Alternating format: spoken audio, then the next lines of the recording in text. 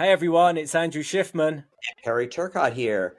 We both worked at MTV in the music and talent department in the late 90s, early 2000s.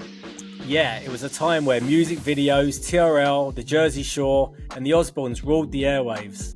Yes, Andrew, those are some great years. So tune in every week as we catch up with old MTV co-workers, record label execs, VJs, and artists. I can't wait, Perry. We'll give you insights into meeting superstars before they were superstars and some juicy secrets from that golden age of MTV. So grab your headphones and get ready to relive the era of music television and the people who shaped a generation.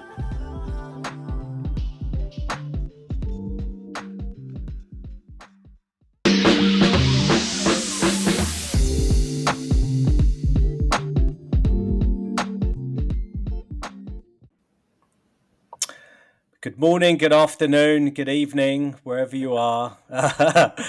Welcome to the Music Lounge. Perry, how's it going today? Doing well, Andrew. How are you doing today?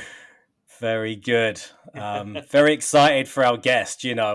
We've really been able to book a good mix of, I say friends and past colleagues where, people are still in the industry and people are not. People can speak more freely and we have to be careful with people in the trenches still. So this is one of those. Why don't you tell us who we have? We are very happy to welcome Jordan Glickson, who is formerly an executive at Interscope and Epic Records, doing video promotion, is currently the vice president of music and talent at Vivo. Welcome, Jordan. Hello. Always good to see you guys.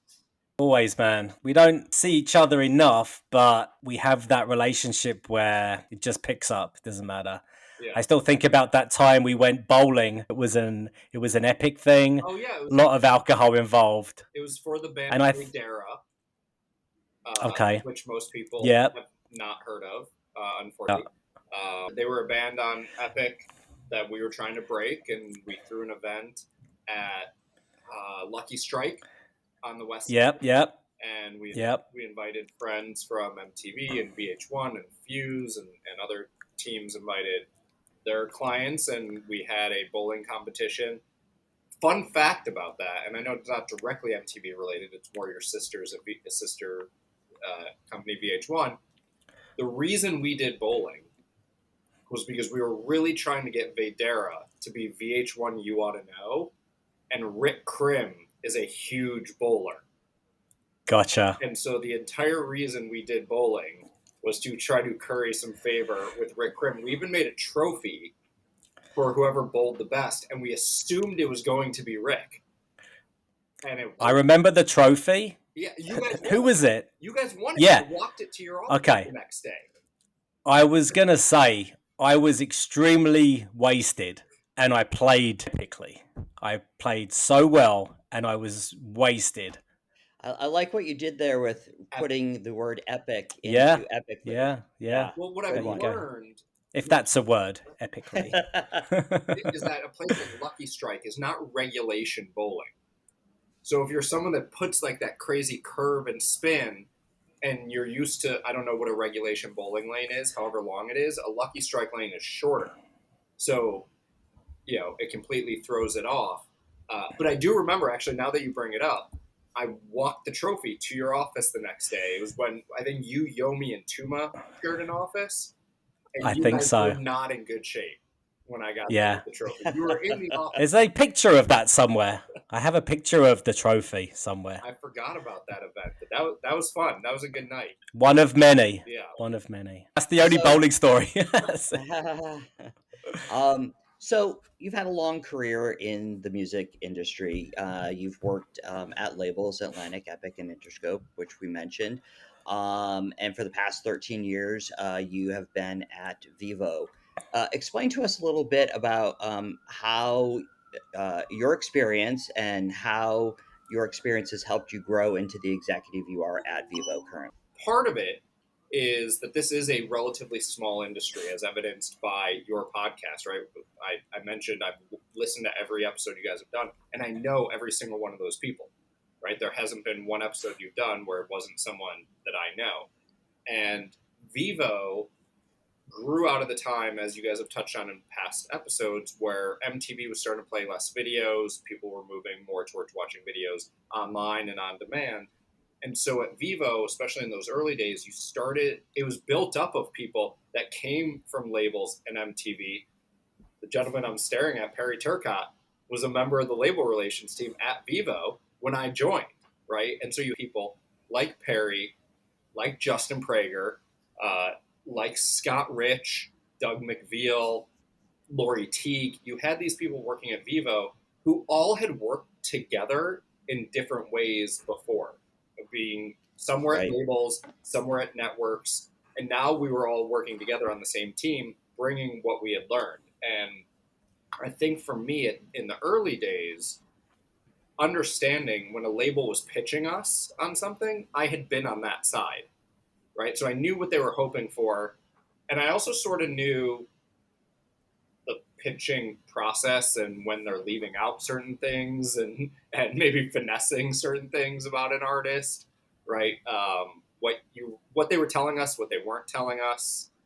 And for me, there was also an excitement for me being on the other side. So I think Diane Mayer maybe mentioned this, where you don't always love every project you're working when you're at a label, but you still work your butt off to promote it and get the artist every look they can, because just because it's not something you like doesn't mean it's not great. When you're on the label side, you are working whatever the powers that be are telling you to work, whatever's getting signed, whatever's the priority coming out of, the senior level executives. And most labels have ups and downs, have ebbs and flows, and you have periods of time where you're loving everything you're working. Then you have periods of time where it really does feel like a job, where maybe you don't love all the projects or many of the projects you're working. Being on the partner side, I was excited and still am every day about the idea that we get to work with artists from every label, every genre, and every level, from the baby artists that just got signed or maybe aren't even signed. We work with a ton of indie distributors too, to the biggest superstars in the world. And so that's what excited me. As Perry mentioned, I'm coming up, but probably by the time this airs, 13 years at Vivo. I'm having my Vivo bar mitzvah coming up. So Mazel tov. I'm excited about that. Maybe we'll do the horror in the office. People throw me up in a chair. We'll Yeah. But that excitement and being able to work with all of those different artists and different kinds of people. I remember, again, harkening back to one of your previous guests, Lisa DeLuca. My second week at Vivo, I was still learning what the hell I was doing. And it also happened to be 2 days before my wedding. So I was trying to get out of the office so that I could go start the wedding weekend stuff. And my boss was out, Mike Fox, and Danny Gallardo, who was on the programming team with me, was out. So I was the only person in the programming team in that day, and I still didn't really understand what I was doing. And Lisa DeLuca was not happy about a programming slate we gave one of her artists. And of course, anyone that knows Lisa has probably had this experience with her. Love you, Lisa. A few times. Yep. Love you, Lisa. It's what makes you great at what you do. Yeah. But it was the first time I sort of got yelled at a little bit from a label. And again, I understood being on the other side. I just was still learning Vivo. I didn't know where the bathroom was yet, let alone, how to calculate impressions on a programming slate. And I remember that clear as day. Lisa called me. It was like 4:45, and I was like counting down the minutes till I could leave because my parents were in town, and I was trying to get ready for my wedding weekend. But I think knowing Lisa, but knowing how different people operate, right? Not everyone approaches things the same way. I joke about Lisa, but right, Lisa's got her personality, and then but we also work with Lisa Frank, and early in, we used to work with Christine Moon and Dana Kirk and all these other people that we all know, and everyone's got their different personalities and different ways they operate. And I think that's probably what's key for me is there's not a one size fits all approach to artists or to the people you're working with, internally and externally, right? Even within my team, you work differently with different people to get, that everyone's striving for. Well, I think one of the other things going from the label side to the partner side is you also have a little bit of empathy for the person at the label where you're like, I've been there. I know it, what the powers that be are asking them to do, and I want to be as supportive as much as I can. And I think you bring that to the position also. It reminds me of some of these baby acts that they're just trying to get started. How MTV had so many different opportunities, and some of it was just like MTV Radio or .com photos, right? There's a new artist in town. They don't really have much traction yet, but you want to do every little thing you can for them. And so I remember taking some of those artists to MTV just to do an MTV radio interview and get .com photos. And it was a small step, but the goal was that they keep coming back to 1515 to do something bigger next time, right? Maybe it's a news interview or something like that, or something else for .com. And we try to be the same way. We have a lot of different opportunities for different artists.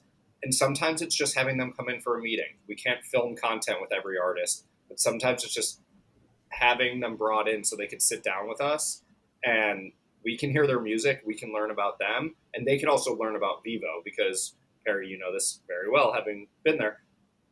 There's a lot of artists, even now, 13 years later or 15 years later, as Vevo's about to turn 15, that still don't completely understand Vevo. And so when there's an opportunity for us to have that conversation directly with the artist and show them that we aren't, that we're real people that love music and we're not just like the men and women behind the curtain, so to speak, right? That they get to talk to the people that are actually making the decisions about their music and ask us anything they want to ask us. And hopefully it builds from there. Maybe we're not filming right away. Maybe we are just meeting them. And then we've had meetings with, I think back about like the first time One Direction or Sam Smith or Aloe Black or some of these artists came in and performed in our little lounge in the office, and then to see where, they grew to. Yeah, I never worked at a label, but as you were saying, you get to know people so well. I felt like I could jump into a label promotion role. I was a label rep and programmer for almost 10 years. Lisa was one of my reps, which was nice. Sorry.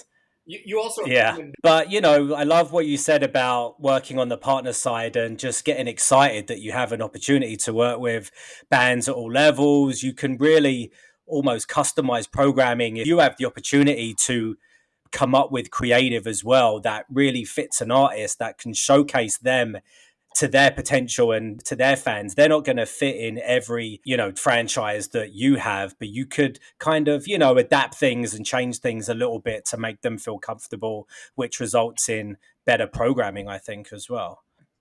Well, and one of the things to that point that we've tried to do over the years, and I know this podcast isn't meant to be about Vevo, right? So I know we'll move on in a sec, but listening... We love Vevo too. It's all good. But listening to our partners over time about where do we maybe have a hole in our franchise offering that, hey, we have these 3 or 4 different performance opportunities. Is there a certain level or style of artist that maybe we don't have something that fits? And as we continue to evolve, maybe we need to come up with something like that. And that comes from listening to the partners who are pitching us artists that maybe we love. And we're going, and even internally, we're going, oh, but we don't have something for them. And this is coming up more and more. Let's talk about what our offering is, and maybe we amend it. And that's something we've done, many times over the years with the different franchises we offer. You're never going to have something for everybody, or at least not something off the shelf, right? But the goal is to have as many opportunities for as many artists as possible.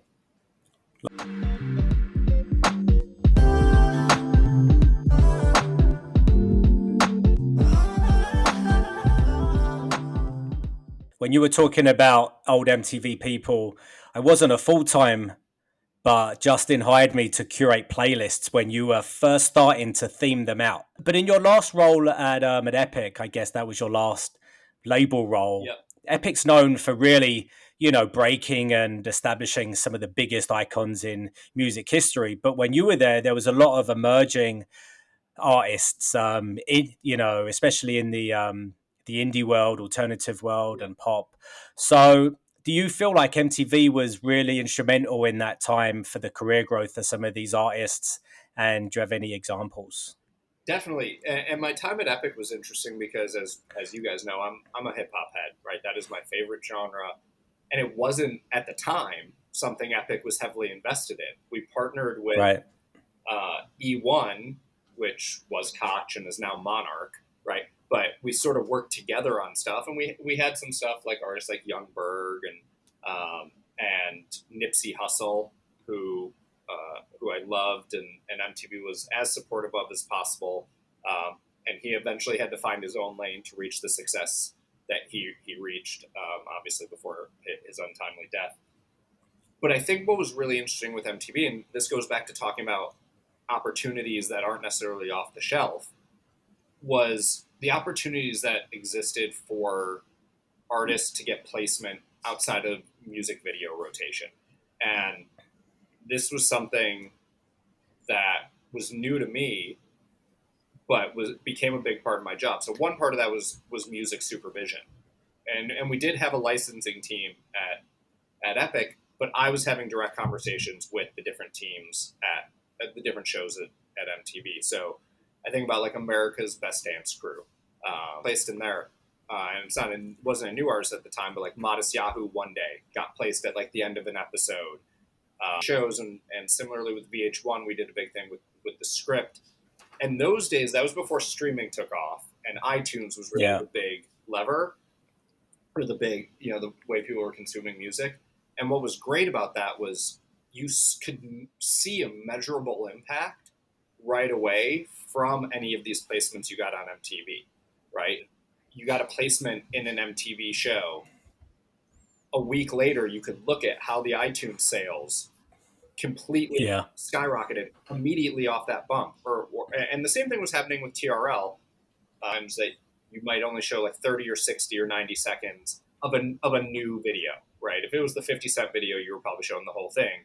But for instance, we had a band, the White Tie Affair, who didn't play the whole video, like 60 seconds, but again, immediately, like you can go to iTunes and it was 1,000% increase.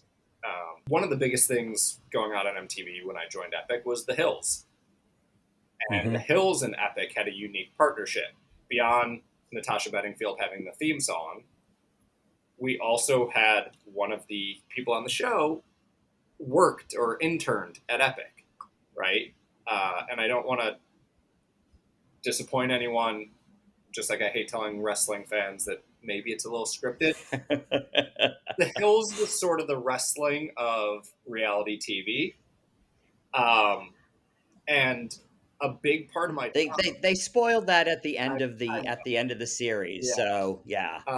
So a big part of my job became working with the Hills producers on how we would make it look like she was working at Epic. And so a lot of the things that she did on the show for work, I actually did. But that he would do it along with a real employee. We had a real employee in the LA office who had a real job, but also sort of became, right, it was Audrina that worked for Epic, right? So we had someone really at Epic that was always there with her.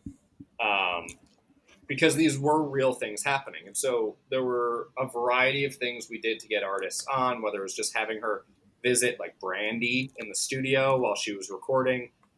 We had the White Tie Affair on a couple times. We actually threw an entire event in LA, a showcase for them that, again, purpose of being filmed for The Hills.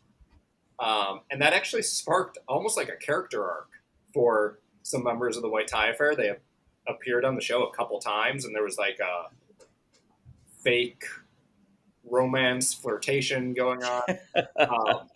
And one of my favorites was a real event we were doing, which was when the script first came out. Our radio team was throwing an event, and we decided, why don't we film that event? It was a radio showcase, real radio programmers there in attendance. Our radio team was really setting it up. It wasn't fake. But let's film that for The Hills. And I remember a couple funny things about that. One was, as I mentioned, we had a woman in the LA office who was always there with Audrina. She couldn't be there. So we had to find someone else from the Epic team to stand in, who had never done it before, and truthfully didn't want to do it, but she did it. Someone from the radio team. And then, so we had cameras there. It was a real event, and it was time to introduce the band. And no one from our radio team, even though it was their event, wanted to do the introduction because the cameras were there. So I got thrown on stage to introduce the script to who I love, and I've done tons of stuff with, early in their years, and they'd come to Vivo a couple times. But so I was the one that was on stage and introduced them to the radio audience.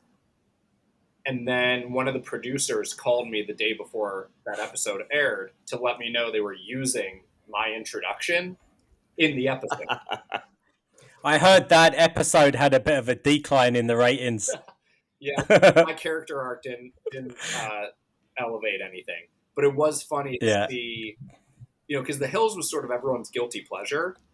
So it was really funny when I was on for 10 seconds, the texts and Facebook messages and stuff I got from people that then all of a sudden realized they had just outed themselves as Hills viewers. Or people that were, they saw you. I just happened to be flipping through the channel. Yes. At the exact 10 seconds I was on. But anytime we were able to get someone on the Hills or anything like that, again, you saw these crazy spikes.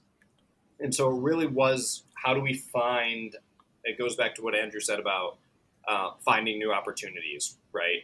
And Interscope, but especially my time at Epic, we'd get a call from whoever our label rep was at MTV sometimes and say, oh, starting next week, we're reducing morning video hours on MTV2 or something like that. Or we're not going to show videos in the morning on MTV anymore. And then 6 months later, we're going to try again from like 3 a.m. to 6 a.m. And so our jobs were always changing, right? Yeah. And getting a video added to MTV was always really important, not just for the viewership that it got, but so that our radio team could go to their clients and say, this got added. And our PR team could go to their, Fallon or whoever and say, like, you should book this artist. And you could got added to MTV. And you could go back to the artist and say you got the ad too, which was important. Right. But or management. Yeah. Exactly. And it got harder. And, again, sometimes you go through phases where there just weren't a lot of video hours. Getting added meant 2 spins all of a sudden. And then you might add more. But on paper, it was important. It was important. And it moved the needle on other areas of the company. Exactly. But it was always about trying to figure out, based on the current offering from MTV at whatever given time, how do we get our artists in? And if there's not a lot of video hours, where are we getting them placed? That's going to make a difference.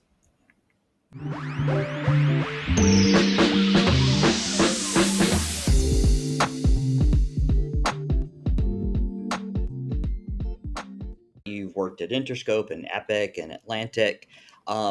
What were some of the highlights from one or more of those labels working with MTV?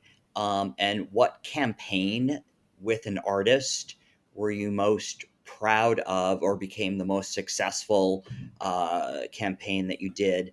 And also, I would love if you could all talk a little bit about one of your coworkers from Interscope, Hervé Romain.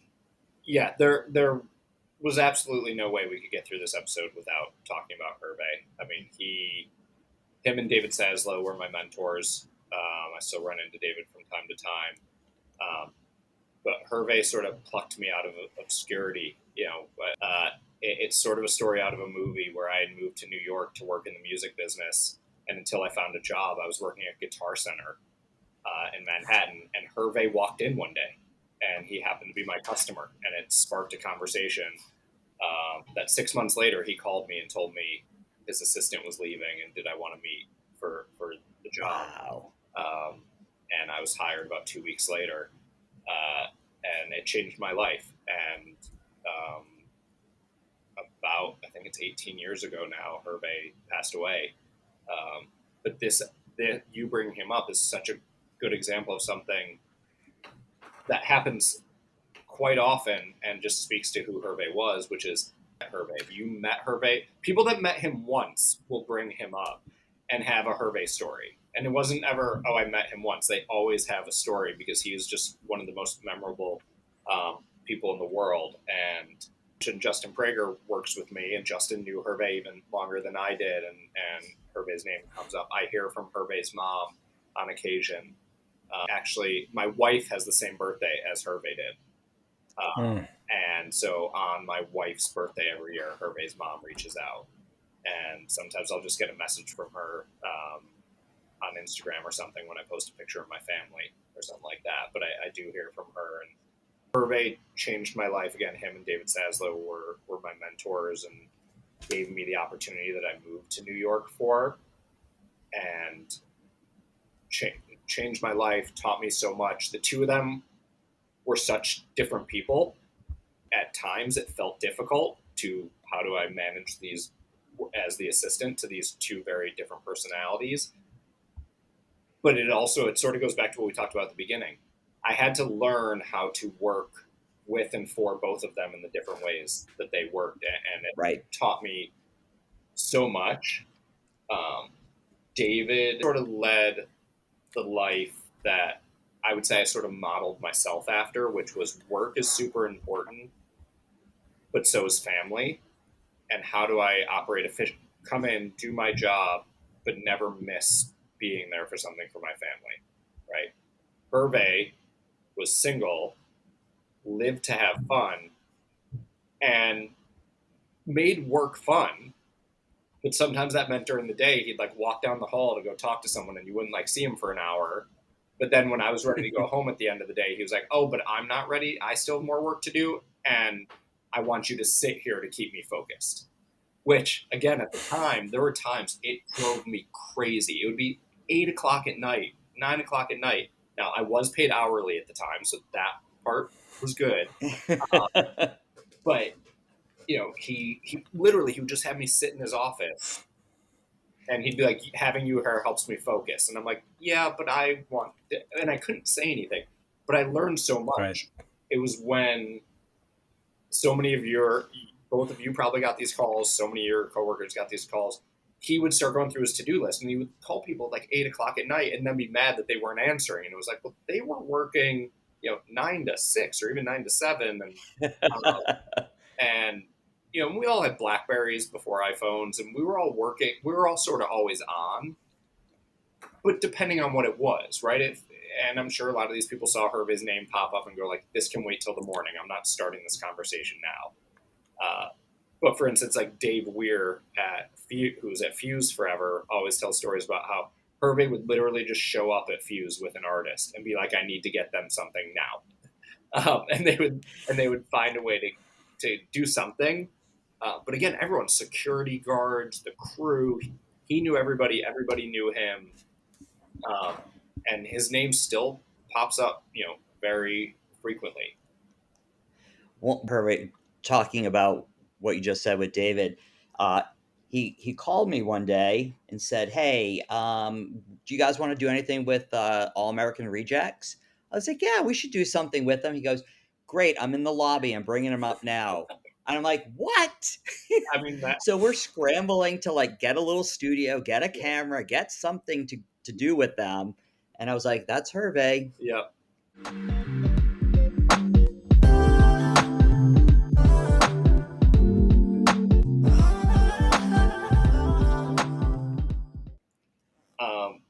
Yeah, and I mean, I'm glad you brought up All American Rejects because you talk about like campaign. The initial question was about campaigns and stuff, and obviously I was just an assistant at that point, but that was a really good example of a band that really blew up with that second album. VMAs and everything like that, and really became friends with Hervé and David, and when they needed a reservation in New York. And I'd give them reservations. When Hervé passed away and we put together the first Hervé fundraising event, they came and performed for free just out of their love for Hervé. Wow. They wrote a song about Hervé on the next album. And again, I wasn't as close to them, but just those were the campaigns that were always the most fun. was when an artist really just hit this stride. And sometimes it was a whole album, sometimes it was just one song. But again, you had, especially at Interscope, you had artists like 50 Cent and Black Eyed Peas that everything was just always April, right? You heard the project was coming, and we would call you guys, and we'd basically get anything we wanted because of the level these artists were at. But the ones that were really fun were either the new artists or artists that sort of went from maybe B or C level to A level because of a song or because of an album, and just seeing these opportunities unlock and all these different things come up. I think about Robin Thicke with Lost Without You. And again, I remember playing his music when he was just Thicke, not Robin Thicke, and I was doing college radio. But now here I was working with him, and Lost Without You just took off. I remember being on location on a shoot. I think it was with Daddy Yankee, and Saz was calling me because we were about to book. Interscope was about to book Robin Thicke on Oprah, which was the single biggest booking you could get at the time. And they needed a bunch of like archival footage, and I knew where all that stuff was. And the idea that Robin Thicke was about to be on Oprah was insane. And sort of connecting dots, after Hervé passed away, Robin Thicke had us re-deliver the video to all partners with an end card at the end dedicating the song to Hervé. And actually, something that personally makes me a little bit sad is then when the time came for Vivo launched and all the videos got delivered from the labels to Vivo, the version that got delivered to Vivo doesn't have that end card. Oh, man. Unfortunately, the video you see online doesn't have that end card. But I remember being at a Robin Thicke show at, I think it was Urban Plaza, and he dedicated the song to Hervé one that I was more directly involved with, that was one of my favorites, was Soulja Boy. So this was after Hervé passed and after Saz had left to go to Atlantic. So it was me and Jen Zeller were the video promo team. And we had just been in LA. Interscope was an LA-based company. We had just been in LA, and I was brought into a meeting with most of this new artist, Soulja Boy, out of Atlanta. This was before things really went viral the way they do now. But we talked about Soulja Boy and how he was becoming big locally, and kids were putting up their own versions of the video on YouTube. Again, things that are normal now, but kids were taking Disney cartoons and syncing them to Soulja Boy lyrics. And there were like 30 of them. It was insane. And we knew it was going to be a big thing. We were getting ready to present the video to you guys. And it was one of the first things where I really conceptualized the pitch. And so it's still something that sticks with me now is there was a dance that went with the song. So for 2 to 3 weeks before we presented the video to you all, I had 3 interns learn the dance. I remember that. I think I remember that. They spent all day. They weren't running reports. They weren't delivering videos. They were learning the dance. And we got them huge white T-shirts and the glasses. And if you worked in the New York Interscope office at the time, I feel bad because you probably heard that song on repeat over and over and over as they learned the dance. And I walked them in to your music meeting in the music lounge with a boombox and made them do the dance. And I'm not saying that is solely the reason. You guys, people at Tuma especially, right, very much had their ear to the ground and probably knew who Soulja Boy was before I walked that video in. But he was on TRL the next week with his first video. He was, you were talking in an episode that I just listened to about the avatar thing, where you would have artists as avatars interacting with fans. I'm pretty sure he was the first artist to do that, and he did it after TRL. May have been, yeah. And we walked up, and he was in like a computer room somewhere at MTV. It wasn't fancy, and at Perry, it was probably you and Lisa there, and he was trying to figure out how to navigate the rooms and all that. And then a month after that, he was at the VMAs in Vegas in one of the suites. So that was the VMAs where we introduced Twitter to our audience, and he was one of the artists who actually was tweeting from the VMAs to, we don't know how many people back then, but no one had even heard of what Twitter was at the time. He was 16 or 17 and the VMAs were in a casino. So he wasn't allowed to walk around by himself. We had to escort him Oh, everywhere wow. we went. And I actually also remember the day of TRL. Again, he was new to a lot of us in New York, so we didn't really think anything of it. We were leaving MTV, and he wanted to go to McDonald's, and so we walked into McDonald's thinking no one would know who he was because he wasn't a star yet, and there were these kids that were like mobbing him. And again, these are things that are sort of commonplace now because everyone's got visuals attached to them, even if you're a one-hit regional wonder, right? But everyone knows what everyone looks like and everything like that. We sort of took for granted that he'd sort of still be anonymous, and didn't happen.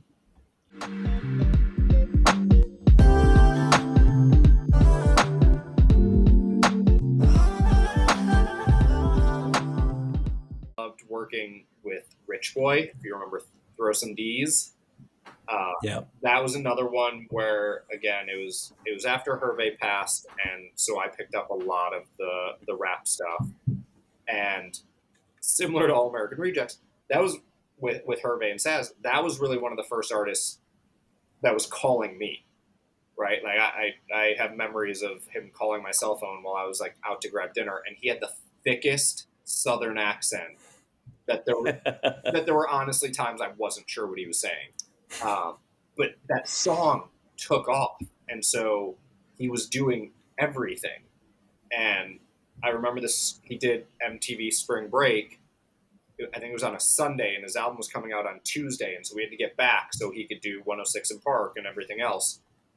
Real quick, just one other campaign I remember that you and I were together on. MTV had done a year-long promotion called 52 Bands, and they did Sarah Bareilles, and you and I spent a day in Venice, California, filming with Sarah Bareilles all these interstitials that were going to run on the channel. Those were a lot of fun because Sarah's got such a great personality, and I don't know if people know it because I don't know if her music necessarily immediately makes people think of sort of the fun personality she has. Although if you look at the stories behind some of her songs, you'll definitely see the sense of humor she has. But yeah, there were like dance routines and a band walking over a bridge, I think, and it was it was a long day, but it was a fun day. But that was another great example of something MTV came up with when you weren't playing videos, because again, those campaigns, your 30-second clip or whatever was being showed during the credits in between every show that week. And again, we could immediately go to iTunes, and you just saw these insane numbers. You were getting 100 credit squeezes or clips or interstitials in a week. I mean, that's a lot. That's a lot of programming. Yeah, you couldn't turn on MTV without seeing the artist, and you weren't seeing their 4-minute video, but you couldn't, and it was enough that if you didn't know who the artist was, it made you go look into it. Yeah. And just one last campaign I want to touch on, because you mentioned there's no way we can do this episode without talking about Hervé. There's also someone else that worked at MTV that there's no way I could do an episode without talking about, and that's Brian Lighton. Who? No, I'm kidding. So just background for the listeners, right? Brian Lighton is someone I went to college with, wasn't really that good of friends with, but then he ended up at MTV in New York. I ended up at Interscope, and the first week I was at MTV or at Interscope, the person I was replacing was like, and if you need this thing at MTV, you call Brian Lighton. I was like, Brian Lighton? I know Brian Lighton. Brian has since become my best friend, best man at my wedding. We were roommates at one point, all that. But I bring him up because first he was part of the music and talent team, but his real passion is production. And he moved over to the production side at MTV. And one of the things he worked on was the show Made. And so when I got to Epic, one of my first meetings I was in, Charlie Walk, who was running Epic at the time, basically got up on a table and was talking about a Cat de Luna single and was like, we have to do everything we can to break this. And I knew from my conversations with Brian that he was working on an episode of Made that needed an artist. And so we got Cat de Luna in that episode. And then a little bit later, I knew he was working on a Made episode where kids wanted to learn to be dancers. And we at Epic were starting to work Sean Kingston's Fire Burning, which is another example of one of those songs that just took off and was everywhere, and he was getting all these opportunities. And it was like, what are the different things we can do? And the song hadn't completely taken off yet. And so I worked with Brian, sort of going around the music and talent team, sorry guys, to go directly to Brian and say, like, this is the song you should have them dance to. And then you can have Sean there to judge the dancing. And by the time the episode aired, that was one of the biggest songs in the world. It was produced by Red One, who was at his peak at the time, doing all the Lady Gaga stuff, and that song was just huge. And so Brian and I had sort of, connected to get that song featured. And another example, 30-minute episode, not a single clip of the music, or maybe a clip of the music video, but you hear the song over and over and over again because you see the kids practicing, and then you see the payoff where they perform, and then Sean comes out and performs, and they're dancing behind him. And it was at like a high school in Connecticut, and one of the girls had broken her foot, so she had to do the dance in a wheelchair. But again, in those days, those episodes aired 1,000 times. Right. It wasn't right. TRL was always amazing. Huge viewership, but aired once. I think at one point you guys reran it, maybe a second time. But the reality shows were on over and over and over and over again. So getting a booking like that just meant all these impressions over and over.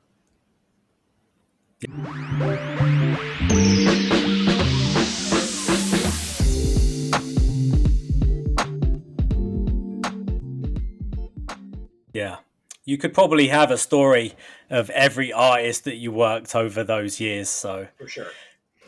you should write a book or something. I think it needs to be one book where we all out. This should turn into the book, and you pull all the stories from all the interviews.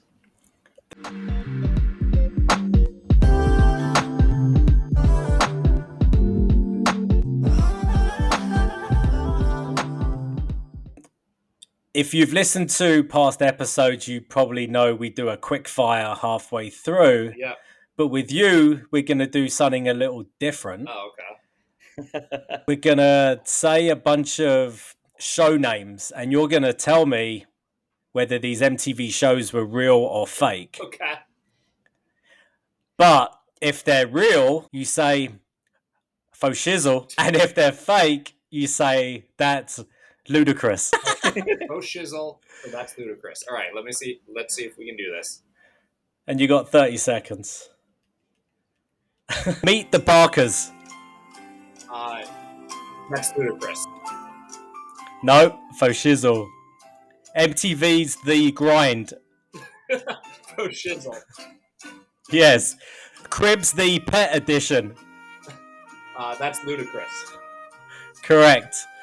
Date My Mum's Ex-Boyfriend. That's ludicrous. Correct. VJ Bootcamp. Faux shizzle. Nope, ludicrous. I did not do as well as We had a load. I did. I didn't do as well. I didn't get to some of those. That was good. That was good. Some of these you just have to guess by the name of the show. I thought VJ was maybe part of that the campaign when they were where Jesse Camp ended up. Find a VJ. Yeah, or whatever it was. Part of that. Yeah.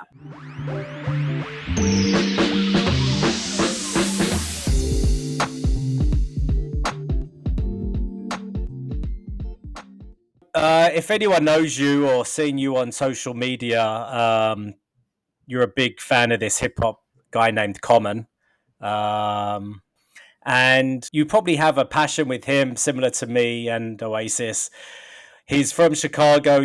And can you say when the first time you worked with him and how was that experience the first time you met him in a working environment? Yeah, the first time I ever met him, I was doing college radio and in Cincinnati, and he came through, and I met him. And then when I was at Interscope, he was signed to Geffen, which was right down the hall. So there was one or two times I met him. in particular because one of the people doing radio, Karen Raitt, knew I was a huge Common fan, and so she made sure when he was in the office. And then when I got to Vivo, I remember, so I got to Vivo in 2011. One of the first meetings I was in, we were talking about who to book for things. And again, I was still sort of learning how Vivo operated. And I was like, Common's got a new album coming. Of course, I had to bring it up. But he was signed to Warner. And at the time, Vivo and Warner didn't work together. And so the people that have been at Vivo longer, especially Lori T, who ran booking, was like, even if we wanted to, we can't. So that was sort of disappointing. But then a few years later, he signed to Def Jam.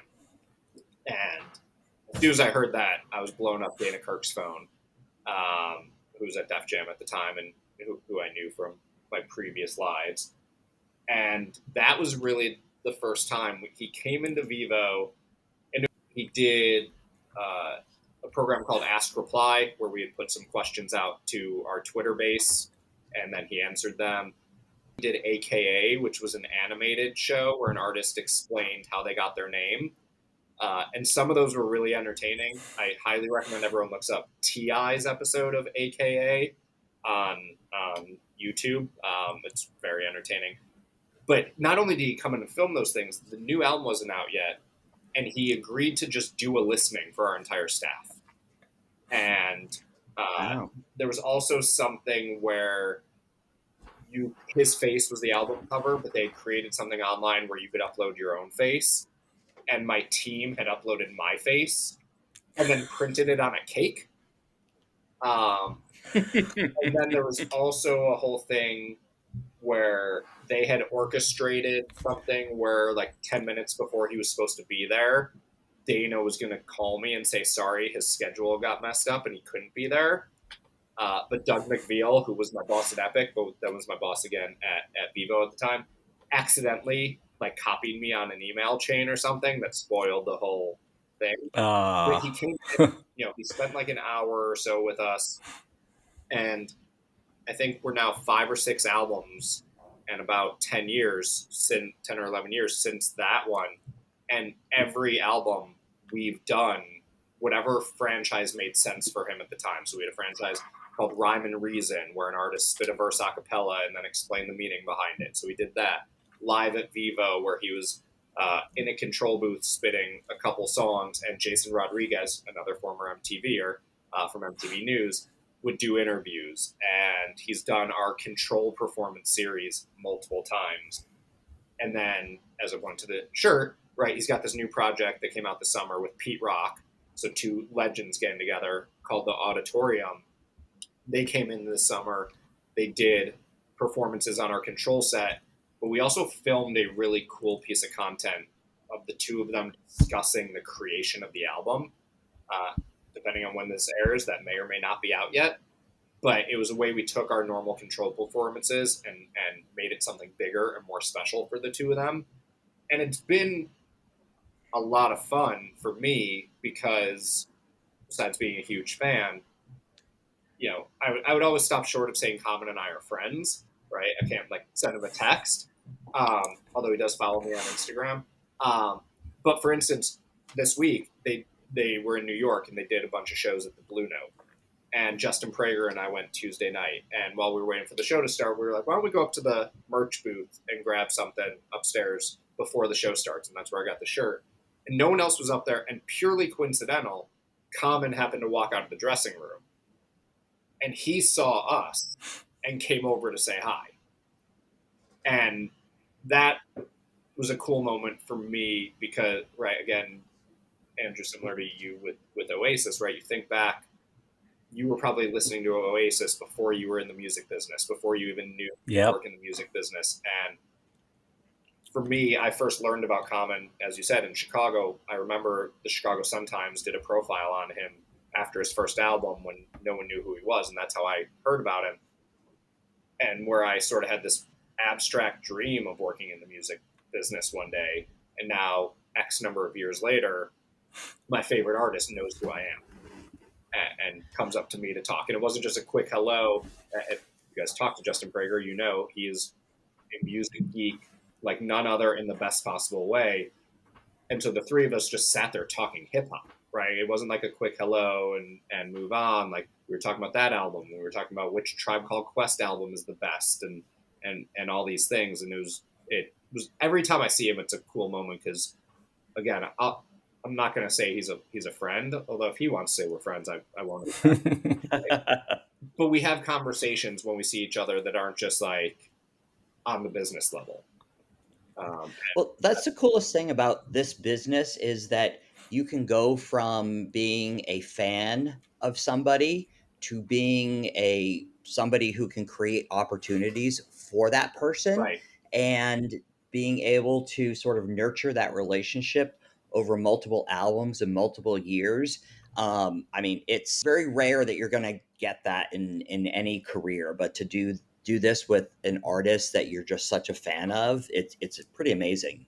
Yeah, I mean,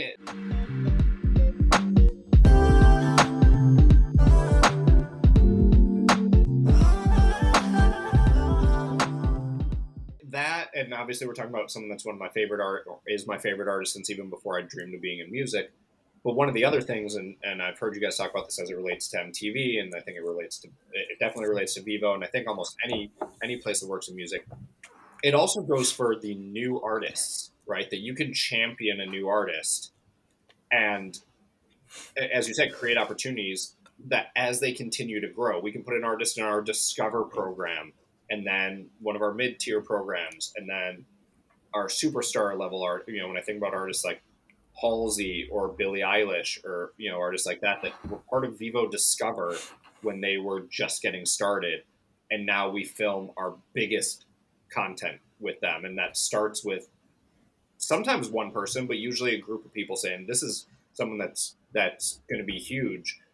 Not to the same level, but that's something I've done with an artist like Rhapsody, who I had connected with before I was at Vivo, because I had one job in between Epic and Vivo where I was programming music videos for retail locations, like sneaker stores and stuff.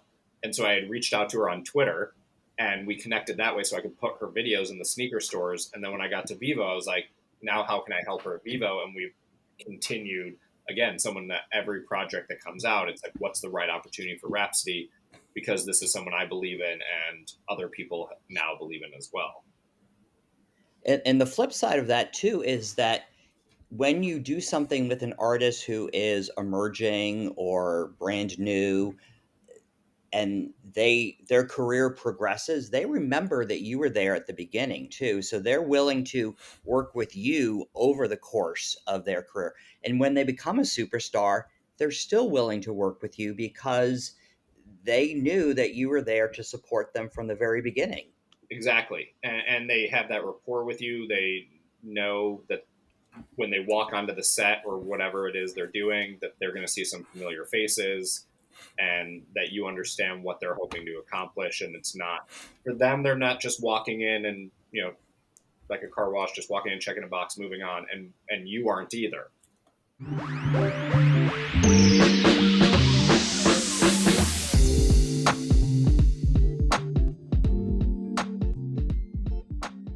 So as we get to the near the end here, so what do you think about the current state of music video, and how did Vivo basically continues MTV's legacy of providing music content to fans?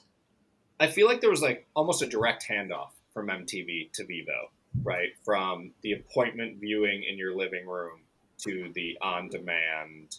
And just like when you would see a video on MTV, that was very much like a stamp of approval, right? There were other places you could see videos, but when you saw a video on MTV, you were like, oh, this means something, right? And Right. Vivo, you'd go to YouTube and there were a million videos, but you saw that Vivo bug, and it was sort of that same idea of seeing a video on MTV. You were like, oh, this is something legit, right?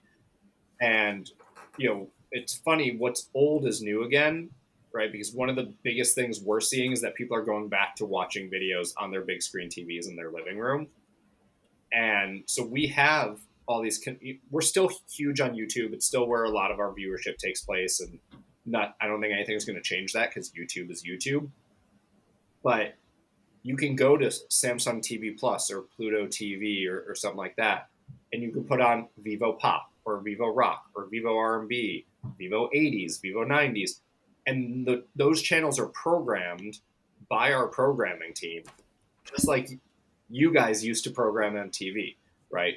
YouTube is a lot about the algorithm and a lot of single video watching, right? Oh, I want to see the new video from whoever came out today. Great, I'm going to bring it up on my phone. I'm going to watch it, and then I'm going to go back to whatever else I was doing, and that's great. And millions and billions of people do that, millions and billions of times a day.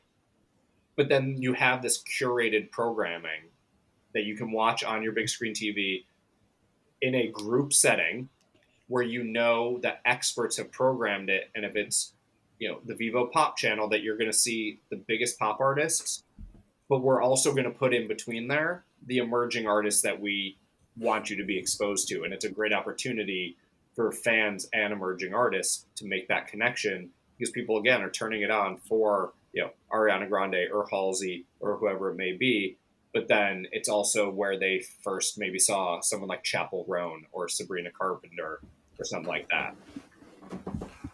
And is a music video as important to an artist today as it used to be, maybe back in the MTV days? I think it is. I don't want to say it's more important. I think, although in some ways I think it is. And the reason I say in some ways I think it is because people are inundated with so much music now, right? And if it's Spotify or however you consume audio, right? Today's Friday that we're filming this. I know it's coming out on a Thursday, right? But we're filming this on a Friday. So many people go to Spotify New Music Friday or Release Radar and the Apple equivalent, and they hit play and they hear 100 songs. And if you're an artist, you're hoping that they like your song enough to either save it, move it to a playlist, see what else you have. But I think what a lot of fans do is they go, oh, what does this person look like? What is their style? Who are they beyond this song? Let me go watch their video. And to me, that's very often where liking a song becomes being a fan of the artist, is when you see their full creative circle, not just the song, but who they are, the visual element, how do they dress, how do they perceive themselves, what are they trying to put across, and not just the music video, but their live performances, their behind the scenes content, all that sort of ancillary content that artists are now putting out around a music video, where it's not just a music video anymore. But I do think that that's so important for connecting. People hear so much music, and it's hard to cut through the clutter. And I think a strong visual that shows people who you are and makes them connect with who you are and care more about you beyond just the song is arguably more important than ever because of that. And again, I think that's what MTV was doing back in the day. Also, you'd see a video and you go, I love that person's style, or I love this. There just wasn't as much clutter, right? Because they couldn't just go to anything. They couldn't just pick up their phone and go like, oh, what other 100 songs can I listen to? So it was the same idea, that it was connecting. That visual really made people feel like they were connected to the artist in a different way. And that's what the music video still does, is it's not just about the song. I think, creating a good visual is almost the first step to creating a super fan, because audio is so easy to absorb. You have to go out your way one extra step to watch a video. You can't have it in the background. You have to physically focus. So once you've broken that down, I think then, as you said, you're intrigued to see a live performance. You're going to get through an algorithm update when that person's on tour, whether you want to or not. It's just going to show up on your Instagram feed. So I think, if you get a good visual, and, it's cheaper to put out good quality content now than it was 15, 20 years ago. The people making videos on iPhones and all that stuff, right? So it's easier to produce content and get content out there. I tell emerging artists we meet with now all the time that having a good videographer as part of their camp is vital. It's one of the most important pieces you could have, especially because if you're an emerging artist and you partner with like an emerging videographer, maybe a film student or something like that, you both can help each other. they can help you make some really creative visuals for not a lot of money. And as one of you grows, the other one grows. The fact that you can make visuals for every song, and if they're super creative, it helps bring your songs to life. And if your songs are coming to life, maybe other artists are going, wow, who made that video? And now all of a sudden that videographer is getting hired to do other things. And it's such a key part, I think, of any artist team now, is having a content creator or content producer or videographer, someone like that, that's basically just following you around with a camera and can help you create content for, hopefully next to nothing.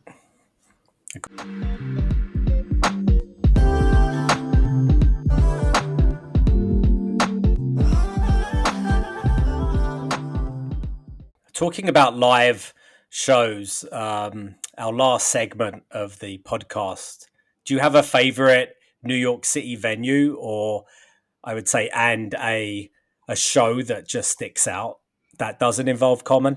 So No, I'm kidding. I have one that involves Common, but I've heard you ask other people this, so I did mentally prepare for this. New York has so many venues, right? And there are some that are sort of known for being the not great ones. But the thing is, if you see a great show at a crappy venue, it's almost... That becomes a great show. Yeah. So it's less... Agreed. Agreed. I don't know if I have a favorite venue or a least favorite venue. I do have some favorite shows I've seen. Patrick's Day, when I was working at Epic, we had the Script play Highline Ballroom on St. Patrick's Day, which was a lot of fun. One of my favorite shows, and Perry, I'm pretty sure was there, was Walk the Moon at Mercury Lounge. Was a really, really fun show. They had started to get big. It was sort of surprising they were playing Mercury Lounge as big as they were at that time, and they were right. A Vivo favorite. I mean, they were one of those bands that came into Vivo when no one knew who they were. They played in our... Was that with yes, the makeup Pink? Yeah, I saw them at Terminal 5, I think. I'm pretty sure I've got photos. Mercury was earlier. But but they had come into the Vivo office when no one knew who they were. I was geeked because they were from Cincinnati, where I went to school. But they were part of a bunch of our programs, and then a bunch of us from Vivo went to that Mercury Lounge show, and it was a lot of fun. Very off the radar or not off the radar, but off the normal track for me. Seeing Nine Inch Nails at Hammerstein when I was at Interscope was unbelievable. They were not a band that I traditionally... I knew who they were, obviously, but I didn't traditionally listen to them. But then they were on Interscope. I worked at Interscope, and going to that show, besides being probably the loudest show I've ever been to, it was just mind-blowing.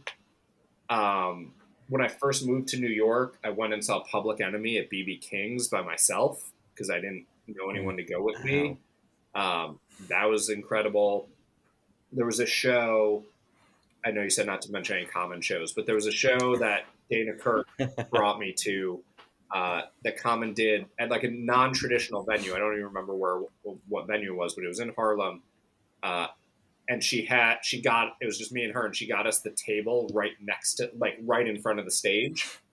And so that was really cool because it wasn't, a traditional show. There's just so many. Epic. Yeah. I mean, I don't go to as many shows as Justin Prager. I don't think anyone does. Yeah. Especially now. But there's just so many. And I don't have a favorite venue because it's all about the show at the venue. And sometimes a crap venue, but a band or artist just absolutely killing it. It almost adds. Agreed. It almost yeah. adds to the mystique. As long as you can see. As long as it's not so crappy that you don't see what's going on. Yeah, absolutely. Absolutely. Well, thank you, Jordan, for taking the time to speak with us today. We really appreciate it. A lot of fun catching up. Yes. We'll have to do this in person at some point. Absolutely. But I've loved reminiscing. I've loved listening to the episodes and hearing everyone else talk and share stories. And I love that we're all still connected. Even if we don't see each other as much as we'd like because of life, I love that era created such strong relationships that we're all still following each other and keeping in touch and talking about what's going on. For sure. All right. Thank you, Jordan. Thank you, guys. I'll talk to you soon. Bye-bye. Thank you. Talk to you later. Bye.